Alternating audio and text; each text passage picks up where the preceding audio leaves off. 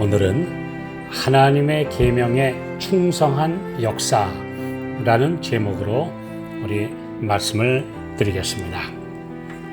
성경에 기록된 위인들의 삶의 기록은 하나님의 계명에 충성한 사람들의 역사입니다. 사탄은 하늘에서 반역을 일으킨 이래 계속 하나님이 세우신 법 질서를 무너뜨리기 위해 온갖 노력을 다해 왔습니다. 인간을 죄의 인질로 삼아 하나님 품성의 3대 속성이신 사랑, 정의, 자유를 시험한 것입니다. 이런 사탄의 공격은 하나님의 계명에 순종하는 의로운 성도들에게 집중되어 있습니다. 다니엘이 페르시아의 총리가 되어 다리오 왕의 신임을 얻자 시기심에 불타는 정적들은 그를 샅샅이 조사했으나 흠을 찾지 못한 후 다니엘 6장 5절 그 사람들이 가로되 이 다니엘은 그 하나님의 율법에 대하여 그 틈을 얻지 못하면 그를 고소할 수 없으리라 하고 30일간 다리오 왕을 신으로 숭배하고 이를 위반하면 사자굴에 넣도록 하는 법을 선포하게 합니다. 이것은 제1계명 너는 나 외에는 다른 신을 네게 있게 하지 말지니라 라는 하나님의 명령을 정면으로 범하도록 하는 칙령이었습니다. 사실 다니엘은 은밀히 기도함으로 이 칙령을 위반하지 않도록 피해갈 수 있었으나 그렇게 하지 않고 예루살렘으로 향한 창문을 열고 하루 3번씩 기도하며 감사함으로 정면으로 맞섰습니다. 하나님의 명령이 이 세상 어떤 권력자의 법보다 우위에 있음을 선언하는 것이고 자신의 신앙을 감추어 위기를 모면하려 하지 않았습니다. 결국 간신들에게 속았음을 알게 된 다리오 왕은 다니엘에게 다니엘 6장 16절 너의 항상 섬기는 네 하나님이 너를 구원하시리라고 말합니다. 이 이방 나라의 군주가 말한 대로 하나님께서는 사자굴에서 그분의 종을 구원하셨습니다. 다니엘의 신앙은 누구나 인정할 만큼 변함없는 원칙 위에 서 있었는데 그 원칙은 하나님의 계명에 충성하는 것이었습니다. 다니엘 3장에 나오는 다니엘의 세 친구들도 같은 위기에 처합니다.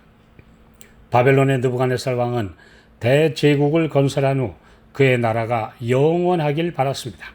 다니엘 2장에서 하나님께서는 꿈을 통해 그 헛된 꿈을 깨뜨리시고 세상 역사와 하나님 나라의 궁극적 승리를 보여주셨습니다.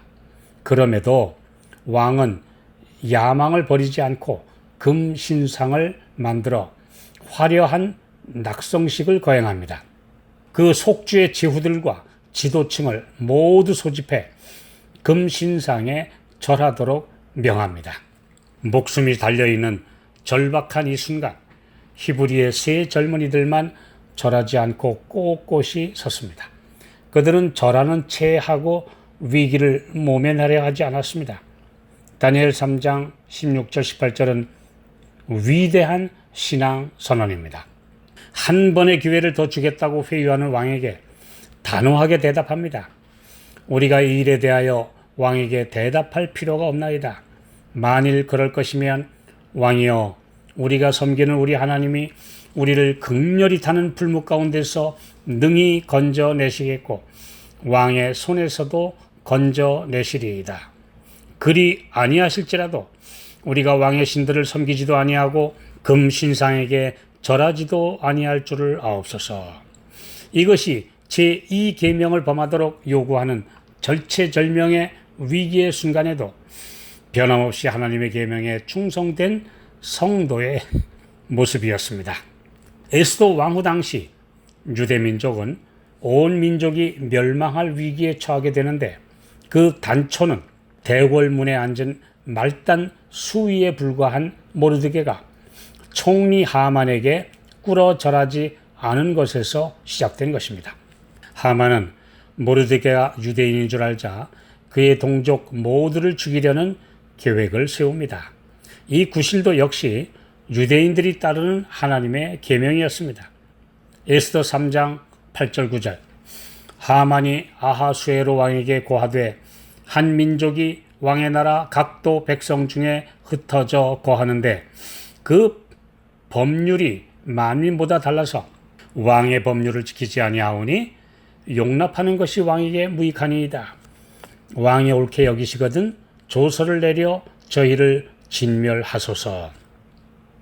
그러나 바로 이때 하나님께서 개입하셔서 놀라운 반전이 일어납니다.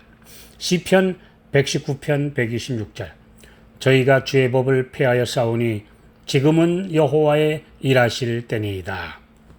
주님은 적당히 믿는 사람들을 통해서 큰 역사를 이루시는 것이 아닙니다. 계명의 원칙에 철저하고 목숨을 버릴지언정 타협하지 않는 충성된 종들을 통해 일하십니다. 성경을 중심한 세계 역사에서 하나님의 백성을 괴롭힌 대제국들, 이집트, 아시리아, 바벨론, 페르시아, 그리스, 로마, 중세 교황권은 다 하나님의 백성의 문화와 종교를 말살시키고 이방화시키려고 했습니다. 그때마다 신실하고 충성된 하나님의 종들은 목숨 걸고 진리, 곧 하나님의 계명을 수호한 사람들입니다. 이런 충성된 종들을 누가 율법주의자들이라고 비난할 수 있습니까? 믿기만 하면 구원받는데 왜 저렇게 힘들게 계명을 지키려 하느냐라고 평가절하할 사람들이 있습니까? 누가 이들을 너무 옹고집이요 타협할 줄 모르는 위인들이라고 할 수 있습니까? 하나님과 사탄 사이에 마지막 전쟁이 예언되어 있습니다. 위에 예를 든 역사가 다시 반복될 것입니다. 용이 분노하여 하나님의 계명과 예수의 증거를 가진 남은 자손들과 싸우려고 전투 준비를 갖추고 있습니다. 예언은 정확하게 우리 눈앞에서 성취되고 있습니다. 믿기만 하면 구원받고 어느 종교이든지 구원이 있고 모두가 합해서 하나가 되자 하는 이런 다문화 종교 시대, 다원주의 시대, 그리고 전 세계가 하나님의 계명보다는 인간 위주로, 인본주의 가르침 위주로 하나가 되는 시대에 오직 하나님의 계명, 예수 믿음을 붙드는 진실한 성도들을 주님은 가지고 계십니다. 충성된 주님의 백성의 대열에 참여하시기를 간곡히 호소합니다. 마지막 온 세상의 반역의 때에 역사의 극적인 반전이 이루어지고 대군 미가엘이 개입하셔서 하나님의 종들이 승할 것입니다.